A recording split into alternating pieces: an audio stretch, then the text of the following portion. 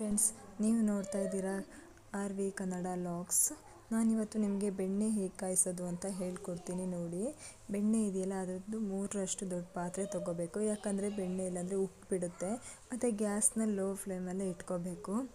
ಅದು full ಕರಗೋವರೆಗೂ low ಫ್ಲೇಮಲ್ಲಿ ಇಟ್ಕೋಬೇಕು. ನೋಡಿ, ಕರಗ್ತಾ ಇದೆ ಬೆಣ್ಣೆ.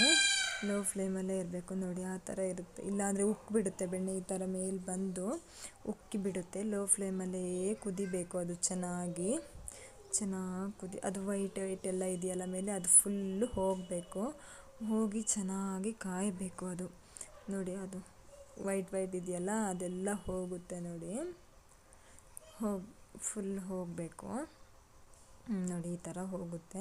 ಮತ್ತು ನಾನು ಇದಕ್ಕೆ ಕೆಲವೊಬ್ಬೊಬ್ಬರು ಬೆಳ್ಳುಳ್ಳಿ, ಮೆಂತೆ, ಅರಿಶಿನ ಪುಡಿ ಎಲ್ಲ ಹಾಕ್ತಾರೆ.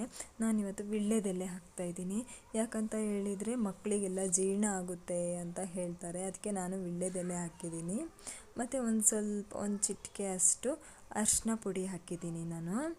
ನೋಡಿ, ಅರಿಶಿನ ಪುಡಿ ಹಾಕ್ತೀನಿ, ತುಂಬ ಚೆನ್ನಾಗಿ ಫ್ಲೇವರ್ ಬರುತ್ತೆ ಅಂತ ಹೇಳಿ ನಾನು ಇಷ್ಟನ್ನು ಹಾಕ್ತೀನಿ. ನೋಡಿ, ಈ ಥರ ಬರಬೇಕು. ಈ ಥರ ಬಂದಾಗ ಬೆಣ್ಣೆಗಾಯಿ. Thank you friends.